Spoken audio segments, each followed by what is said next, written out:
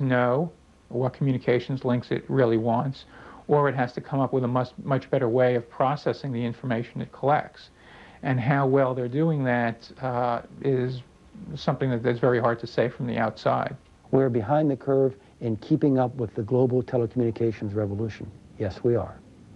And that's the challenge we have. The spy network was conceived, after all, as a response to a far different kind of war. In a previous world order, our primary adversary was the Soviet Union, an oligarchic, slow-moving nation-state.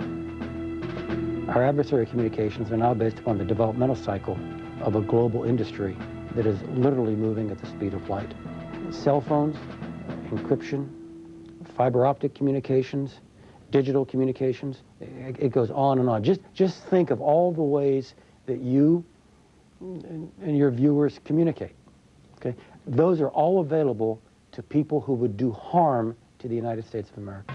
In fact, it has been relatively easy for Al-Qaeda to avoid detection. Osama bin Laden has at his disposal the wealth of a $3 trillion a year telecommunications industry that he can rely on.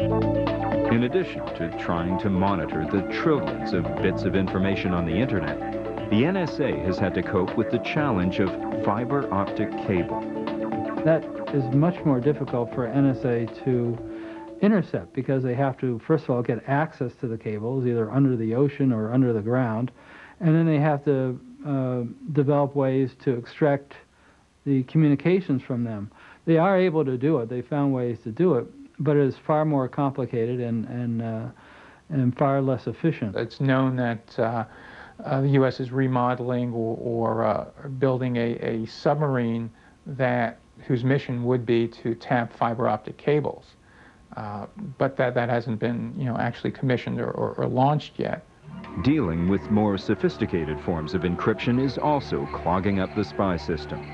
Very good encryption is available out there for anyone willing to purchase it. And so we run into that. They could probably break a lot of this encryption, but it takes a lot of time. It's very time-consuming. It's very manpower-intensive, so it's very difficult.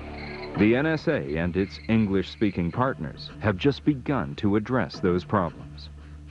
Since the 2001 computer crash, NSA has spent billions of dollars in the last 2 years to repair its tattered infrastructure. It's purchased new computer systems, new software. It's hired thousands of new personnel in an effort to make sure that this sort of crash will never happen again. As the world tries to fight the war on terror, the effort to update the NSA has become even more critical. While signals intelligence is not infallible, it is a crucial first line of defense against another terrorist attack like 9/11. While the European Parliament downplayed concerns about economic spying, it did issue a warning about Echelon and its threat to civil liberties. The report urged European governments to protect their citizens by ensuring that private phone calls and correspondence remain confidential. The report was approved on September 5th, 2001, just 6 days before the terrorist attacks of 9/11. Since then, privacy has taken a back seat to security, and intelligence gathering tools like Echelon have been on the front lines of a new kind of war. For the History Channel, I'm Arthur Kent. Thanks for watching. Next on History's Mystery Saturday, when a nuclear bomb explodes,